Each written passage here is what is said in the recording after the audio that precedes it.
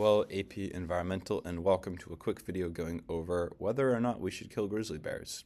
So a large debate in conservation biology is the scope and scale of protection for both conserved land and ecosystems, such as national parks, but also the population of animals. We obviously know things like species being endangered, but what happens when a species that was once endangered comes back in full force? This is a pretty contentious debate right now within the national or the Rocky Mountains based on whether or not large mammals, such as grizzly bears and wolves, that once were eradicated are now quite common and are causing possible ecological and human-based problems. So in this assignment, you are going to be responding to one of these three prompts with an opinion paragraph using these articles or others that you choose to find.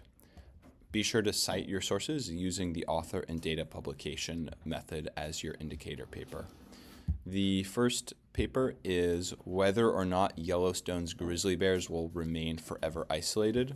So if we look at where the habitat range of the grizzly bears are, they extend far beyond Yellowstone, but they still have about a 30-mile barrier to the rest of the grizzly bears in North America. And right here happens to be a major interstate and a little town called Bozeman.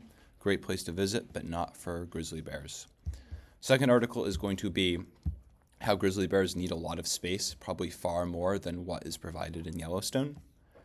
The third article is going to be how grizzly bears have expanded their range and their population, and they finally have a suitable habitat.